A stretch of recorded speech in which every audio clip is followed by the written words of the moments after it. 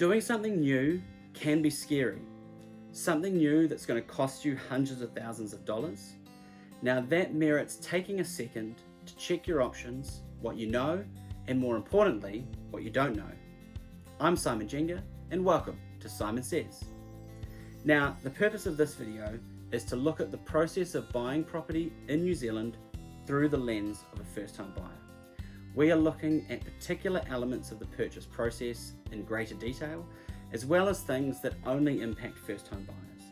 It's all about legal literacy, not legal advice. Knowing your legal position is half the battle, so hopefully you're able to take away a couple of pointers out of this video that you can use in your property purchasing journey. Enjoy.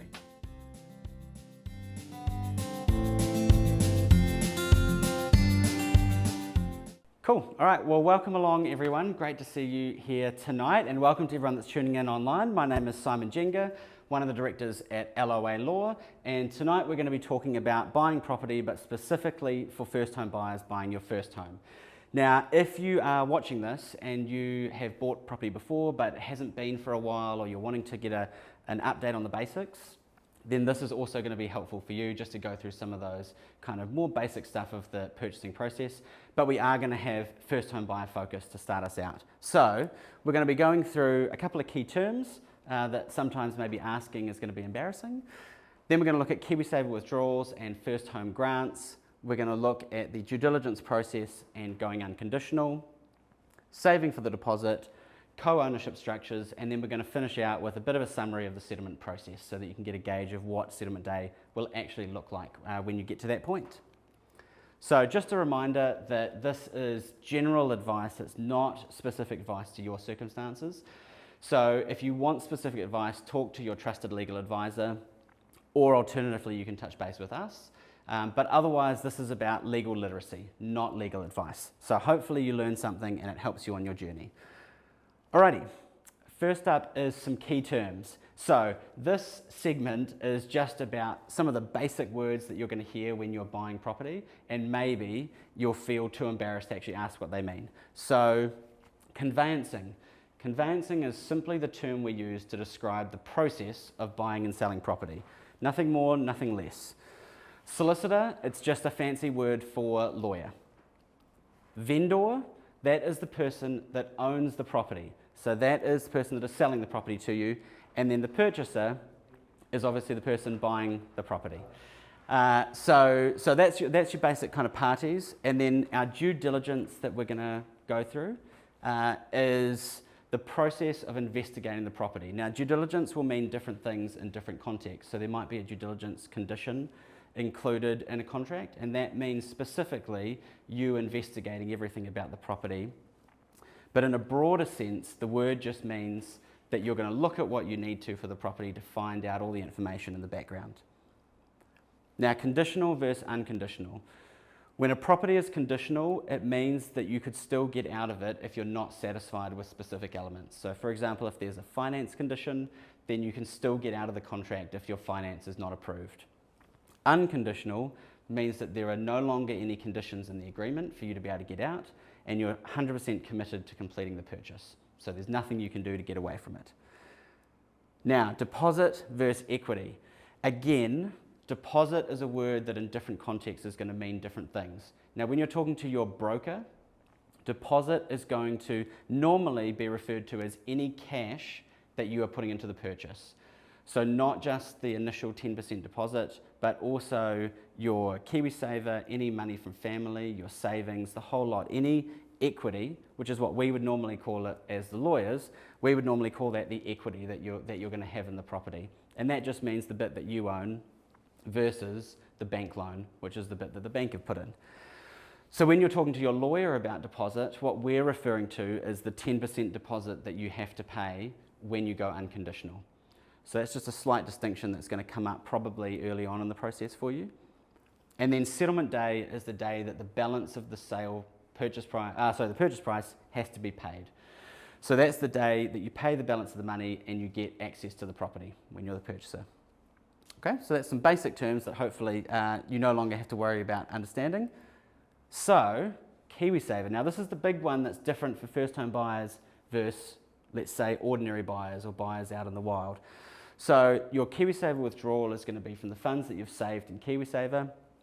The eligibility is that you have to have been a contributing member for at least 3 years.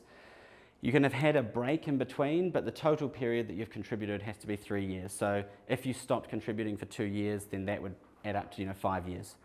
The second thing that's important is that the funds have to be used towards the purchase of a first home. And then the last point that is really noticeable is that it has to be in relation to land. So the funds can't be used towards a build. Now, that distinction is important because if you already own a piece of land and then you want to enter into a build contract in order to build on that land, then you can't use your KiwiSaver funds at that point. You can only use your KiwiSaver funds when you're purchasing the land. So if you are looking at a land and build package, then your KiwiSaver funds are going to come out for the land portion at the start. If you get the idea that, if I leave my KiwiSaver in and only pull it out when I'm finishing the build and then I'm going to get more money out of my KiwiSaver, then you're not going to be able to get the money out. So you have to do it at the outset, has to be connected to land. There is some exception for Māori land that is being built on, but if you're dealing with that situation, then you really need to talk to your trusted legal advisor rather than just going in blind. In terms of the actual application process for KiwiSaver, you do your pre-approval online with most main providers, and then that pre-approval gives you confidence that you can go ahead and look for properties knowing that you're going to be able to get your KiwiSaver funds out. So that's the critical first step. The formal application is then something that is prepared generally by your lawyer, but you can do the initial stages with a justice of the peace as well if you want to. In my experience, getting your lawyer to submit the KiwiSaver application is much cleaner because the funds are going to be coming into us anyway. So it's better that we've been involved at that point. We know exactly what the application includes. We can make sure that it's got everything that needs to be in there. And then we know that we're expecting the funds so that we can chase the provider to make sure the funds are arriving when we need them. And that's where the supporting evidence comes into play. So making sure that copy of the agreement, that all the identification requirements are taken care of so that that application is going to be processed first time, every time. Now the timeframes for KiwiSaver applications are really important when you're going through the process of entering into a contract or deciding what conditions you need. Because for a standard KiwiSaver withdrawal, the banks require at least 10 working days to process it. That's 10 working days from the date the application is submitted to the bank. So it's not 10 working days from the date the agreement is signed, which means that if you need your KiwiSaver funds in order to pay the deposit to go unconditional, then you need a window of at least 10 working days to be conditional on finance so that you can go to your lawyer, complete the application, get it lodged, and then have time for the funds to arrive into the lawyer's trust account. So if you are using KiwiSaver and you need it for your deposit, my general suggestion is to bang in a 15 working day finance condition because that's going to give you sufficient time to be able to get into the lawyer's office, get it done, and then get the money out. So that's a bit of a precaution. Now, if you have lived overseas for any period of time whilst you've been contributing to your KiwiSaver, then the banks estimate at least 15 working days to process the application out. So in that scenario, you're going to want to push out to maybe a 20 working day finance condition. In reality, a 20 working day finance condition is going to be super rare. I very seldom see a finance condition of a month. So if you can get it to 15 working days, that's probably going to be the best that you're going to be able to negotiate. And if you have lived overseas for any period of time, then it's just critical that you get that application in ASAP to hopefully have the bank process it on time. In any case, the best thing to do at that point is to talk to your trusted legal advisor to make sure that you understand what you're getting into before you've signed the contract, so that if those timeframes are going to be a problem, then you can deal with them up front.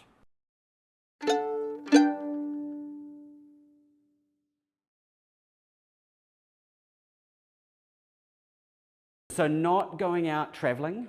It's if you've actually lived and stopped contributing to KiwiSaver and been earning an income overseas is a good kind of rule of thumb. Basically, if you went travelling for a year, that would constitute. But if you go to the States for 3 weeks or you go to visit family over in the UK, that's not going to trigger an issue. Yeah. And just as a bit of background, the reason for that is that if you've lived overseas, then the KiwiSaver provider is going to seek confirmation from the Inland Revenue Department as to whether there's any issues with releasing the funds out to you.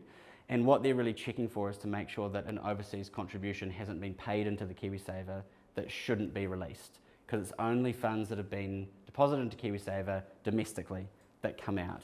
So like if you're Australian or you lived in Australia and you paid into a super and you've transferred that into your KiwiSaver, that portion of your KiwiSaver will not come out as part of your first home withdrawal. That portion will stay in your KiwiSaver, no matter how long you've been contributing for.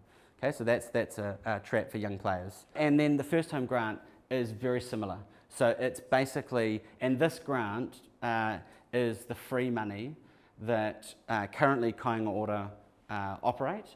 And this is the money that if you meet certain income criteria and the property value is under a certain threshold, both of those things can be found online. So I haven't clogged up our information today with those thresholds. But as long as if you're under the value and under the income, then you're eligible for this grant. And it's basically for an individual up to 10,000 for a new build and up to 5,000 for an existing property. So if you're purchasing as a couple, then you could get up to 20,000 towards a new build or up to 10,000 towards an existing property. And that's based on a minimum of 3 years in KiwiSaver, up to 5 years. So if you've been in for 5 years, then you'll get 5,000 or 10,000. If you've been in for 3 years, you'll get 3,000 or 6,000. So it's directly proportionate, but then with the maximum of 10,000. So you have to have been in for 3 years. Again, must be towards a first home purchase, but it could be that you're part of the exceptions for second chance purchases. If you think you might be in that category, which is where you don't own a property now and you're in the exact position of a first home buyer, then talk to a trusted advisor before proceeding. And then an extra condition for the first home grant is that you have to live in the property for a period of 6 months after purchasing. So that's one of their provisos. Now the application process, very similar.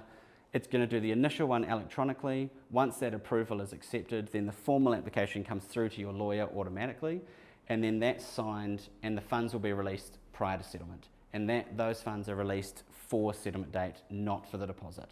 So in terms of the application, that formal one that comes through to your lawyer, as I said, that's just going to be done for settlement, not for the deposit.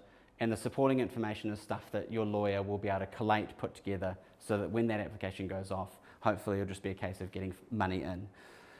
Now, the timeframes in there, I've actually not updated those timeframes, and they are not really relevant to this. So the timeframes for this application are as soon as possible once you're unconditional or once you've got a contract. And then effectively, they require us to return the application at least 5 working days before settlement date. So that's a week before settlement date, we have to return the application signed back to Kāinga Ora for processing. So it's a bit of a different time frame. It's more focused on settlement day and then working backwards. And that's something that we handle on your behalf to make sure that you're going to be sitting in our office or meeting with us virtually to sign that with plenty of time for settlement. So the only thing that is going to stuff that up is if the date that you go unconditional on your purchase is less than a week to settlement date, which is going to be very rare for our lovely first home buyers, but that is critical that you make sure you've got enough time between unconditional date and settlement date, and that you don't make it too tight. Now, due diligence that we're doing into the property. This is, and this at the start, we talked about the fact that due diligence is your investigations into the property. It's what you're looking into to make sure you understand the property itself, any issues that there are, and that you're actually going to be in a position to complete settlement on settlement day. So the things that we're going to investigate are, firstly, we're going to look at the actual agreement itself and what terms are included in the agreement. Now, I've put up on my slide there the cover page of a sale and purchase agreement, which will not be visible to people online watching or later watching this video because the print is tiny. But the purpose of putting it up there is just to show that it's a legal document, so it looks formal, but also that front page has a lot of information on it. So we're going to have our purchase price, our deposit, our settlement day, whether there is a relevant GST status that we need to take into account with the current owner. So we need to make sure that our purchase price is what we're actually paying and that we're not going to have to pay GST on top of that. So that's something to look out for. And then down the bottom, we've got all our core conditions. So we're going to be able to indicate what conditions are the baseline ones that we're dealing with in the purchase. So we can glean a lot about the property just from the front page. But as we go into that document, we're also going to see the chattels that are included in the sale, and we're going to see the further terms, which are towards the back of the agreement, and that's anything weird and wonderful that's specific to this particular property purchase. So that's going to be anything from the vendor saying that they put a spa pool in the ground and didn't get code of compliance from the council for it and you're just accepting it as is, to that there's water ingress in the basement and that they're not going to do anything about it and you're accepting that it's there, or that if you buy the property you're also buying the 6 chickens that live in the backyard and that the vendor doesn't give any guarantee that they'll all be alive at settlement date.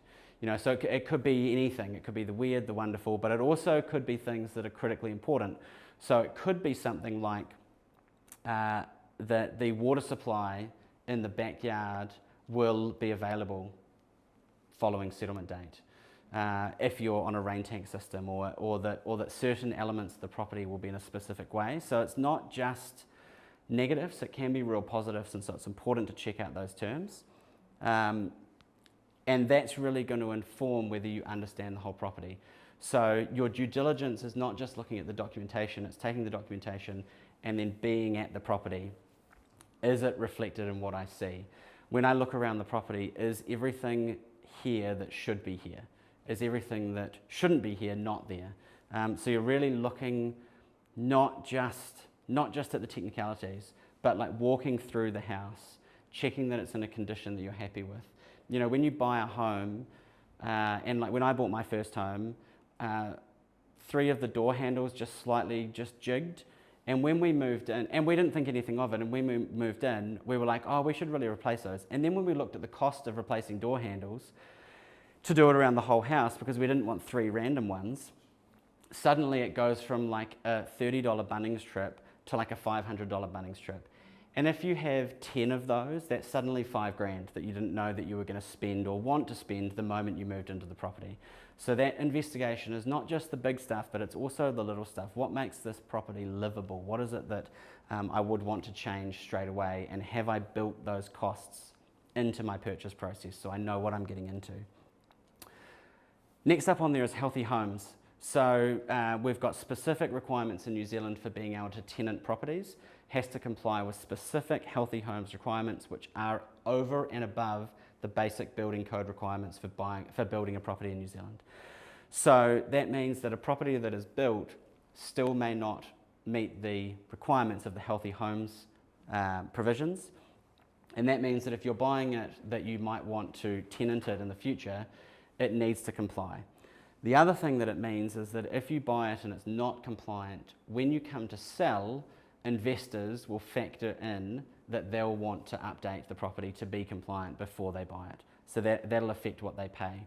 So either you're buying with the intention that you'll fix it up, or you're buying with eyes wide open as to the things that aren't compliant. So the main things we're looking at are ventilation, insulation, and heat source. Those seem to be the big ones that can catch you out. Next up, we're going to look at whether the vendor has done any work on the property to make sure that it's compliant with council requirements, and also to make sure they haven't done anything to cover up any issues that there may have been with the property in the past.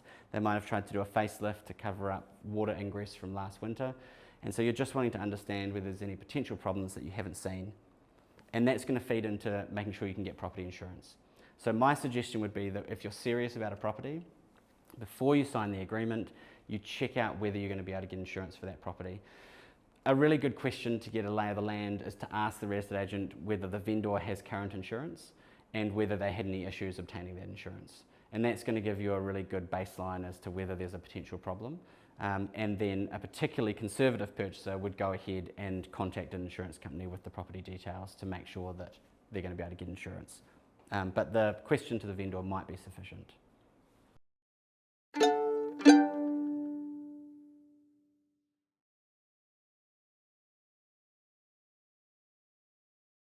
100%, yeah. So, and one of the things that you're battling with is, do we do our due diligence before we sign the agreement, or do we get an agreement signed and then do our investigations of the property? So the critical point there is that once you sign the contract, whatever is in there is in there. So if you only have a finance condition, you can only get out because you can't get finance. If you only have a building report condition, you can only get out because you've got an issue with the actual building report. Not because you have an issue with the property title, not because your lawyer has an issue with something else, not because you can't get finance. So whatever conditions you've got is going to dictate how wide or how narrow your scope of being able to get out is. And if you have a general due diligence condition, then you have taken the property off the market and you have the ability to get out for whatever reason you want. So if you are in the position to be able to get a 10 or 15 working day due diligence condition, then that is primo. That's where you want to be, because it means that no one else can buy the property whilst you do all your investigations, but you've got as wide a scope as you possibly can have for that property. Now, what is probably more common is being able to get finance, limb, building report as your core conditions, and being able to get maybe 15 working days on all three. And that's going to cover broadly your bases. You may also want to insist on an insurance condition, that it's conditional on you being able to get insurance. But those three are going to be your core, because your finances, can I actually afford to buy this property? Your finance condition is going to also, potentially the bank is going to be interested in the condition of the property itself. But then your building report condition is there any current issues with the maintenance or construction of the property that require attention, require me to do work to it? So that's what that's going to show up. And then the limb report, the main thing that's showing up is whether the property has the appropriate consents and permits. So did it get the consents and the plans submitted to council and approved that the building that was going to be done was going to be compliant with the building code? And then the sign off that actually the building was constructed in accordance with those plans.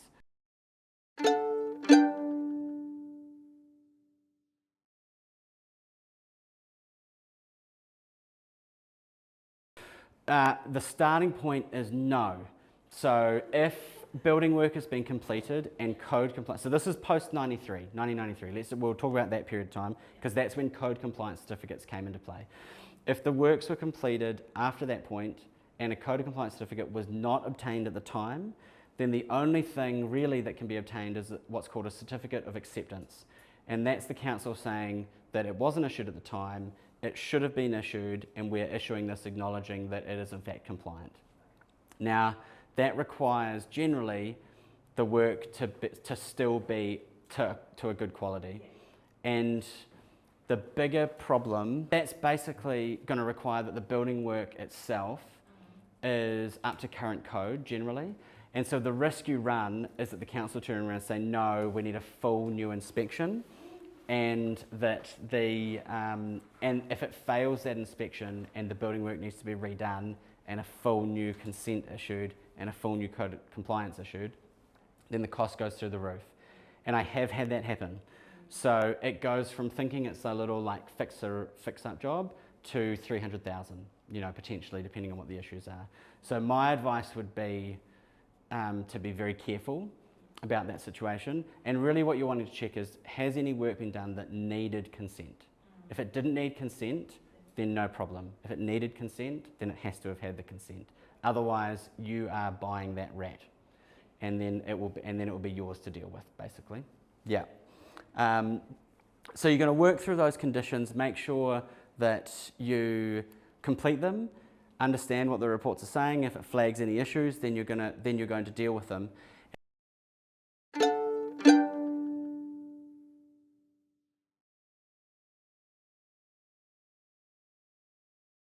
So, yeah, the main answer is yes, generally, that you'll do your own building report, you'll do your own limb report, except for if the agent or the vendor has decided to do those reports and provide them in the bundle that they give out to purchasers. Now that is fairly common, particularly for auctions. You'll get a little bundle, you'll get the draft agreement, you'll get a limb report or a property file, you'll get a building inspection report potentially, you'll get a rental appraisal, and and there's sometimes some other bits of fluffy information about the process of buying in that bundle.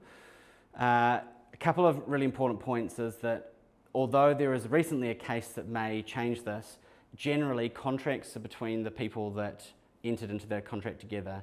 And so the vendor has got a report from council and you over here weren't involved in that. So if it turns out that there's something wrong with the report, it missed something, you relied on it in a way that was erroneous, false, you shouldn't have, and the council would normally be at fault, because you didn't order the report, there's an argument that you've got no recourse against the council or against the vendor.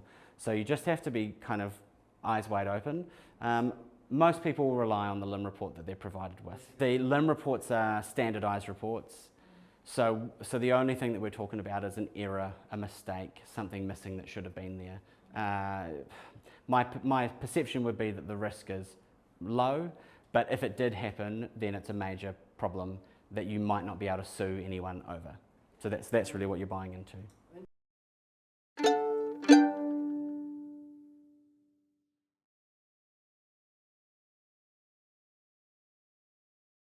Those reports can be reviewed by your lawyer. I review those reports all the time. Now, the benefit of someone like me looking at it is that I look at them every day.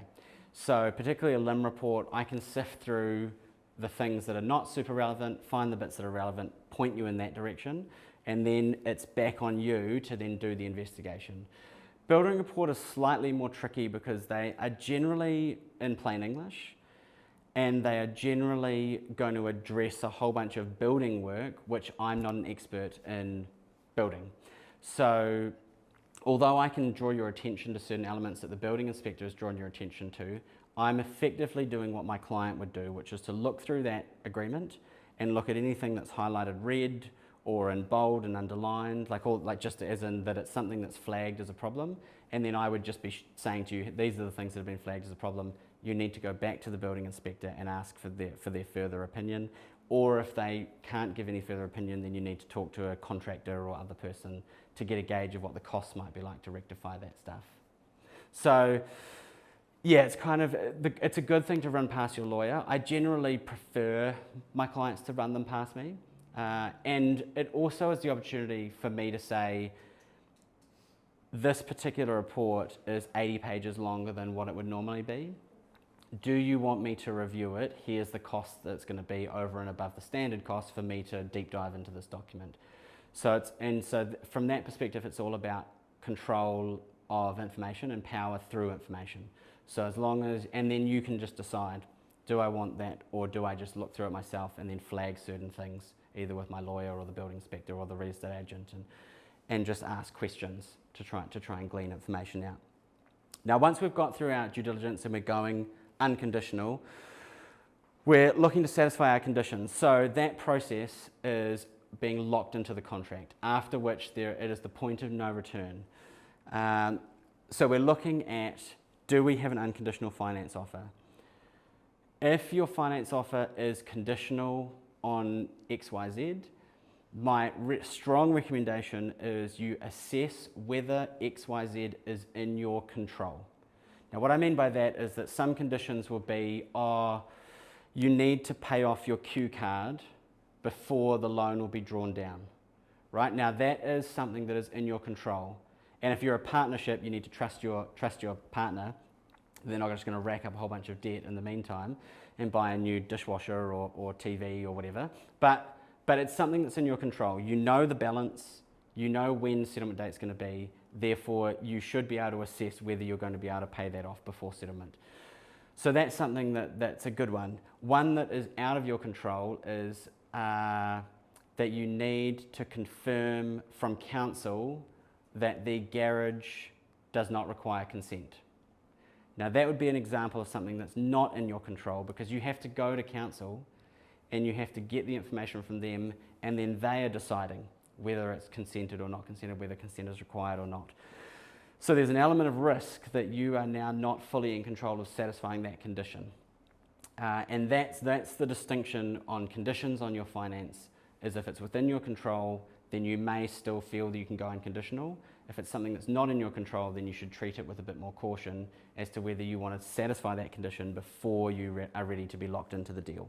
Okay. And then have any of your other investigations revealed issues that need to be negotiated with the vendor to either for them to rectify or for them to pay you, for you to get a reduced purchase price. So you discover that the heat pump in the 2 bedrooms doesn't work. The 2 broad options are either the vendor rectifies the issue and repairs the existing units or replaces them, or there's a price reduction and you deal with it post-settlement, and then you put in new ones yourself. And that's just going to be a negotiation process, either through the agent or through lawyers, depending on the seriousness of the issue. Often I find with lower value issues that it can be negotiated through the agent, and it's when it starts getting up into higher value or a long list of things that us lawyers need to get involved just to formalise things. But either way, that process is formalised prior to going unconditional to make sure those terms are in fact agreed between the parties, because critically, agreements for land must be in writing.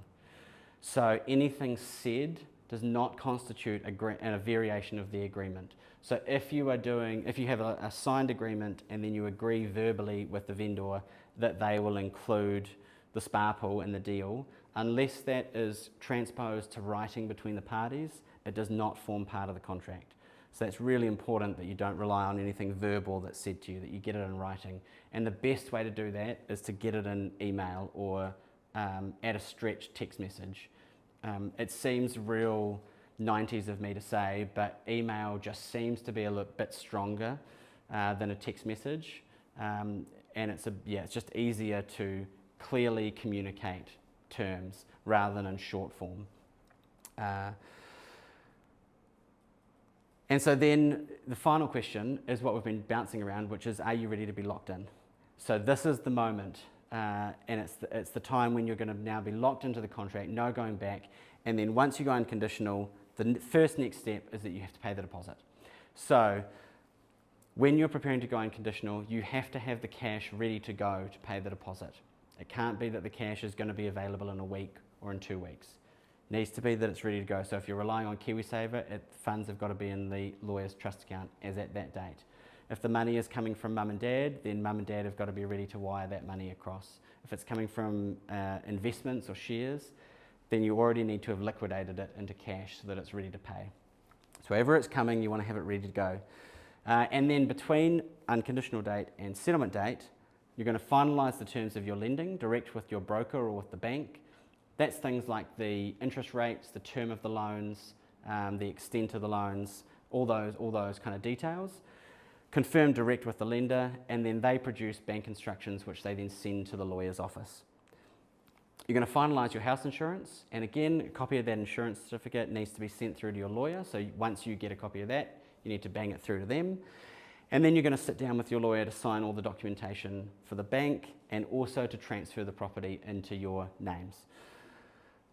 After that, your lawyer will confirm what you need to put into their trust account in order to finish the purchase. So between your deposit, which you've already paid, the bank money that's come in, your KiwiSaver money, your bank money that's going to come in, your KiwiSaver money that's already come in, first home grant if you've got it, and then whatever balance needs to come in from your savings, then you'll be told what you need to pay across, and that needs to go in before settlement date. Last things, you're going to organise yourself a moving day, get a moving truck sorted if you've got lots of stuff, otherwise sort out friends and family with pickups and utes, make sure the weather's going to be good, and then prior to settlement day, you're going to complete your final inspection.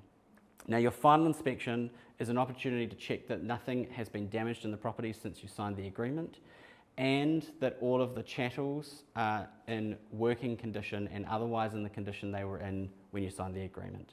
You're going to be checking that the lights are working, not because you want to check that the bulbs are working, but because you want to make sure that the wiring to the fixture is working. You're going to plug in your phone charger, or you're going to go to Bunnings and buy an ampage tester and plug it into wall sockets.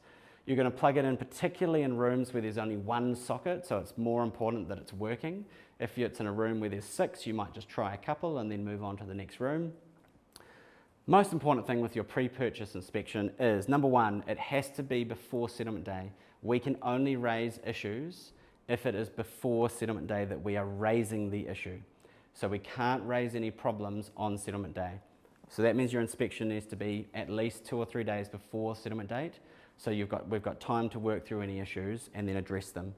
So that's number one. Number two is don't be afraid of being thorough. Pride in the pocket and do your investigations. Look at things, ask to turn on the oven. If something looks awry, ask about it. This is the last opportunity for you to catch any issues, otherwise you are going to be dealing with it after settlement. So it's kind of speak up or it is what it is, okay? Now, saving for your deposit, the big one. So this is obviously hard. Now this isn't a financial seminar designed to teach you how to stop drinking lattes and stop eating avocados and all that kind of stuff. This is about a bit of a broader picture of what you need to achieve. So for your deposit, you're probably going to need a 10% deposit of actual cash when you're going unconditional to be able to pay to go unconditional. In order to get lending, you're probably going to need at least a 10% deposit in order to get the balance as 90% lending. And banks really want 20-80. That's their maximum in terms of sweet spot. So as a minimum, you're needing 10% of that deposit. So that's kind of your benchmark. Now that 10% does include what's in your KiwiSaver and the first time grant. So if you are doing a new build and you and your partner, they have 30,000 in their KiwiSaver and you have 40,000, and then you're doing a new build and you're under the thresholds, and so you get the 20,000 cash, 30, 40, 20, so 90,000, that is funds towards your deposit. So 90,000, if we look at a 10% deposit, that could be a $900,000 new build that you're looking at without any other cash savings that you've got in addition. So then if you're adding in another 20, 30,000 in cash savings, then you're starting to get into a bit more of a sweet spot, particularly if you start looking down at the 600-700 new build range. So it's certainly not easy, but it's achievable as long as you're focused on purchasing property being your goal. So it's something you can work towards. Now, the war chest, this is a concept that I'm waiting to catch on, but it's basically when you're going after property, you need to pay for reports. You need to pay for valuations for the bank, LIM reports, building reports, legal fees, and it all adds up. You might go after a property and it might cost you $2,000 or $3,000 in due diligence just to go after that one property. And then you've got to do it again, and then you've got to do it again. And by the time you get to the second or third property, you go, we're spending so much money on this investigations, we're just going to risk it. Otherwise, we're not going to be able to afford it. The purpose of the war chest is to have a separate bank account that has money in it for your due diligence investigations. The idea being that you're not taking away from your deposit funds when you're paying for the reports to do your investigations. And it's really to get you in the mindset of do the investigations because you're buying a big asset that could cost you a lot more if it goes wrong. And in my view, you don't want to skimp on the investigations because the risk that it introduces is potentially significant. So having a separate bank account, you can call it whatever you want. We called ours the war chest. And it's basically just so that you're not eating into your deposit when you're paying for reports. And hopefully that'll put you in a better mindset of doing your due diligence, that it doesn't feel as horrible that you're taking away from your ability to purchase.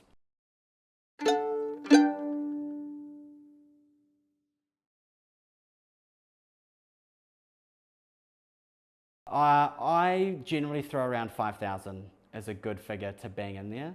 And what you want to do is treat it like a flexi account, which is basically that if you draw from it, then instead of saving for your deposit, the next paycheck, the savings that you would have put towards your deposit, you're now banging back in to replenish your war chest. And so you're always wanting to have a buffer. The benefit of doing it that way is that when you do end up getting a property, there'll be a sweet little extra nugget of cash that you can then move from your war chest into the deposit fund because you've kept it nice and healthy. And so hopefully you won't have used it all in that last purchase attempt, and then there'll be an extra little sweetener. And either you can, in my family, we use that to go out for a special dinner when we nailed our purchase. So it was like free money, basically, because we'd already assigned it to costs, and now those costs weren't going to be incurred moving forward. So it's a good opportunity to kind of see the money in a different way. That's the main reason that I recommend it. Now, the family contributions, they can also be part of that 10% deposit. Big things with family contributions is you want to avoid drama at all cost. That's the dream. So confirm early whether it's a loan or a gift, ensure the transfer is documented, and check whether there's any strings. So, and those are family discussions. Better had first rather than the day before settlement, or when mum and dad are meant to be transferring the funds and they say, by the way, we are transferring this on the basis that our friends are invited to your wedding next year, right? You got that. You know, so it's important that you kind of have a good lay of the land. Open conversations is definitely my advice with family stuff. And then the last thing is relationship property considerations. So if two people are in a relationship and they're putting different amounts into a purchase, then it may be a trigger to have a discussion about whether they should be entering into a relationship property agreement to protect those contributions as separate property. That's a bigger topic, which we're not going to get into today, but certainly if that information alone flags a question in your mind, then it's worth talking to a lawyer to make sure you understand your position. Okay, so that's for couples though. Which kind of leads nicely into the different ways that we can own property. So if we're first-time buyers, either individually or as a couple, then we're just generally going to be looking at buying in our own names. The KiwiSaver and first home grant restrictions are going to mean that we almost certainly need to have the property in our personal name rather than in some kind of ownership structure. But if we're going to go in with someone else, a friend, with family, or in a more of a business sense, then a co-ownership structure is going to become relevant because that's where I'm buying half, you're buying half. And then we're going to each actually own it in half shares, contribute the amounts equal, and then be responsible for debt equally, responsible for outgoings equally. But if I put in 30,000 and you put in 70,000, well then mortgage repayments, utilities, maybe all of that will also be 30/70. So the purpose of figuring out the co-ownership structure is to make sure that all those discussions are had up front, so it's crystal clear what everyone's expectations are. The big things that we're going to be covering off in any kind of co-ownership structure agreement is how the property is going to be used, so whether it's going to be tenanted by the owners or rented, how improvements and maintenance will be paid for, when can the property be sold, so can either party force a sale or does it need to be unanimously agreed, and then also what happens on the death of one of the parties. So does the survivor have the ability to remain living in the property for a period of time? Do they have to get out straight away? When is the property sold? Et cetera, et cetera. Those are big questions to nail. Yeah.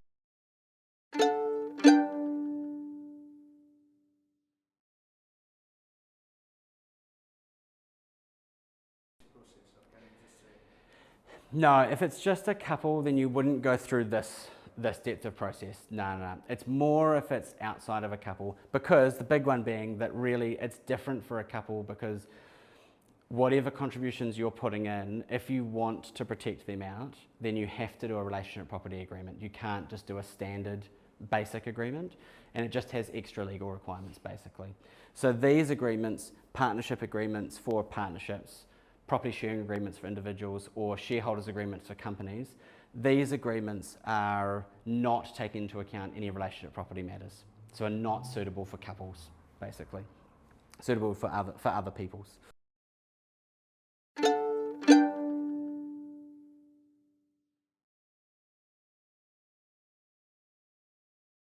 Yeah, so, and basically you've demonstrated my point almost perfectly that the more people you get involved, the more complex it's going to get.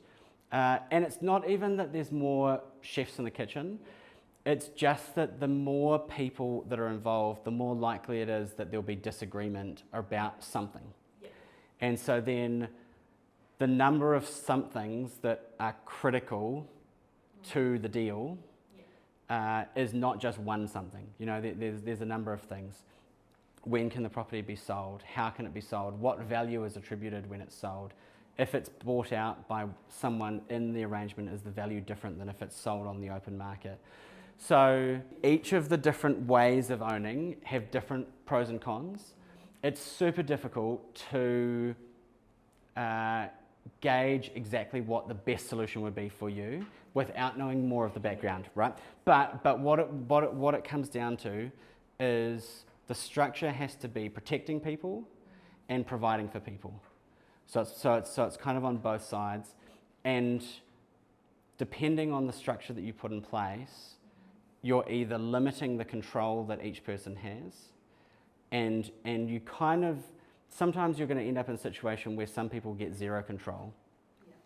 And particularly if you go down the route of trust, then it's not necessarily that everyone involved has day-to-day control over the entity. So it's about kind of working out what's best in the circumstances, what's best for the family. And particularly when you're trying to manage risk around other people that are not party to the transaction, then it adds an extra layer of complexity.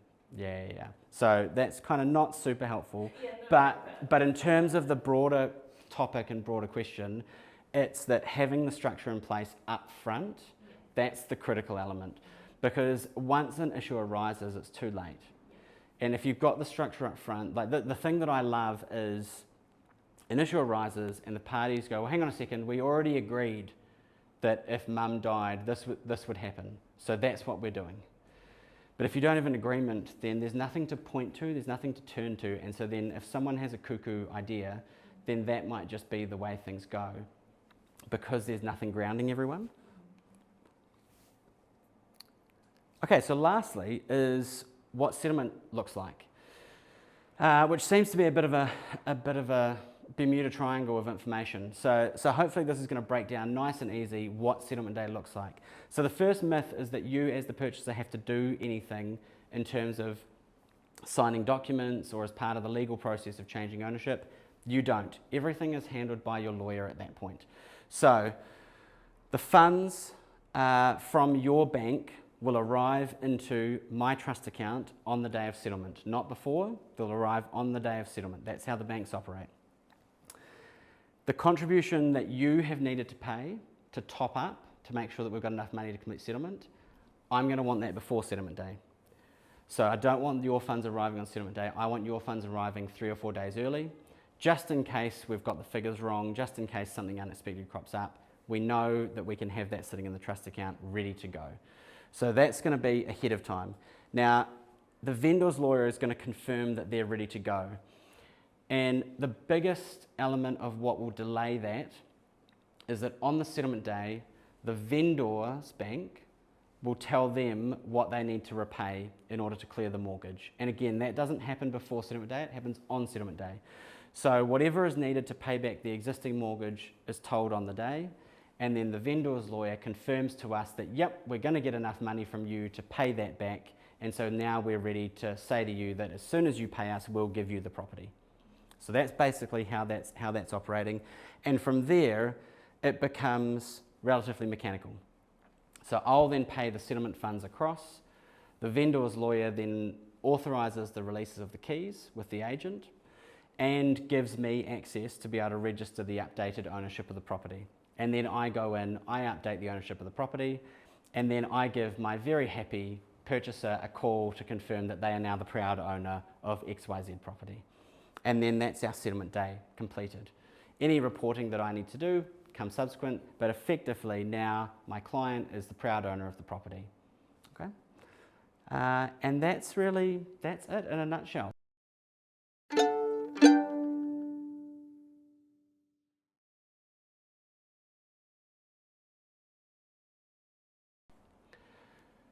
So if it's a house that is on land, then it's fine, as in like an existing house, then that's fine.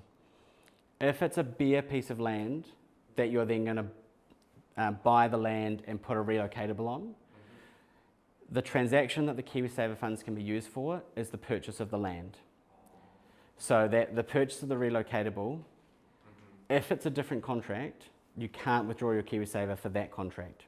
You can only withdraw your KiwiSaver towards the purchase of the land contract. If it's all in one contract, then it doesn't matter. So it's fine. And then the only thing where people get caught out is if it's a land and build package where they're buying the land and the builder is then going to build on it for them. And it's progress payments. And the first progress payment might be purchasing the land. And then after that, it's progress payments towards the build. If you don't use your KiwiSaver for that first payment to buy the land, you can't use it towards any of the progress payments, because those are payments towards the build, not towards the land. So if you enter into a land build contract where you buy the land first and then you pay the builder at each stage, you have to do the KiwiSaver up front. You can't do it at the end. And so if the build is going to take a year, you can't have it in your mind that you're going to get an extra year's worth of KiwiSaver out if you withdraw it at the very end. You've got to take it out to buy the land. Now, if you do a land build package and it's what we call a turnkey, where you don't pay anything until the end, then you're fine again, because you're buying the land and the build all at once at the very end, because that's when you're paying the money.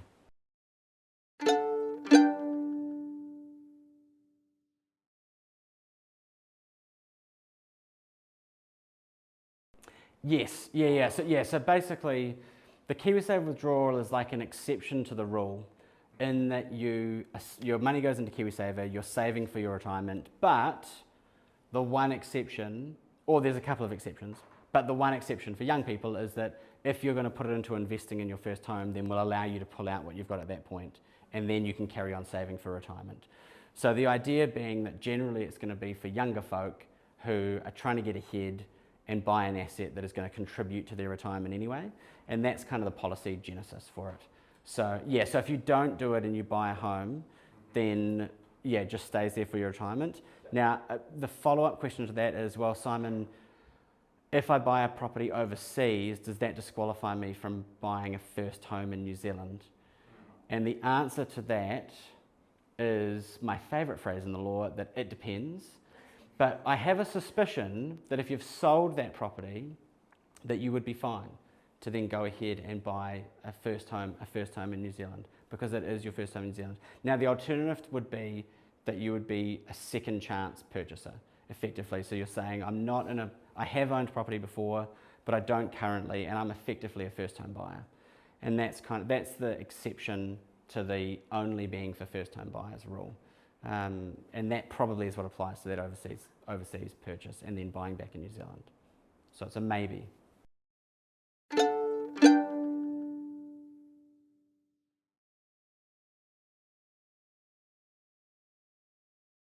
If you haven't purchased the property, then the general position would be that you haven't fallen foul of the rules in New Zealand to buy your first home. If I was to take that into a context where I can answer it with confidence, it would be, if your parents have a trust that owns 3 properties and you're a beneficiary of that trust, so technically you have a beneficial interest in those 3 properties, can you still buy a first home? The answer is yes. So I can't say for certain in terms of the overseas land and depending how exactly it's owned and depending on how it was gifted into the family. But in that broader context of land that you have not acquired but is owned by your family through various means, in New Zealand you're still going to be able to buy your first home yourself. And the main thing in that scenario is that a trust can't have more than one more than one main home. So if mum and dad are living in a property owned by a trust, then that is that trust's main home. So if there's a second property that you're living in, that's not a main home for the trust, even though it's your main home. But in terms of you then buying your first home, then that's out in your personal names, and that's unlikely to be affected by the trust's ownership model unless you have contributed to the purchase of those properties.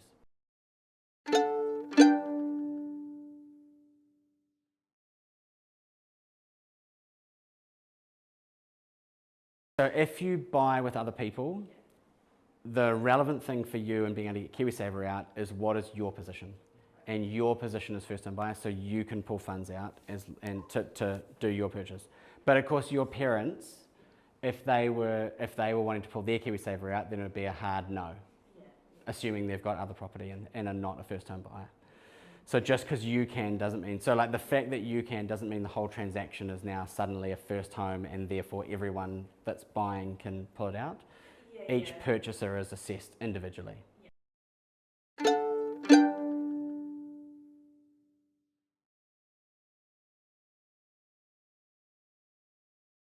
For the value that you need to be under for that first home grant, that is the total purchase price, including the deposit. So for total, that would be, I think it's $800 for an existing and $850 for a new build. So that includes the deposit. Yeah. Okay. Thank you for watching, and I hope you've managed to take away at least one thing that's going to be of help on your property purchasing journey. During the conversation, I was asked about whether you can use your KiwiSaver funds to purchase property in the Cook Islands, and I didn't know the answer. So I've done a bit of digging, and it looks like you can use your KiwiSaver funds to purchase property in the Cook Islands when you are permanently immigrating there. In any other instance, I suggest that you talk to your trusted legal advisor to confirm what you can and can't do. But today, Simon says, if you've enjoyed this video, then hit that like button. Follow our channel to keep up to date with future videos, and leave a comment if something in this conversation has sparked a thought worth sharing.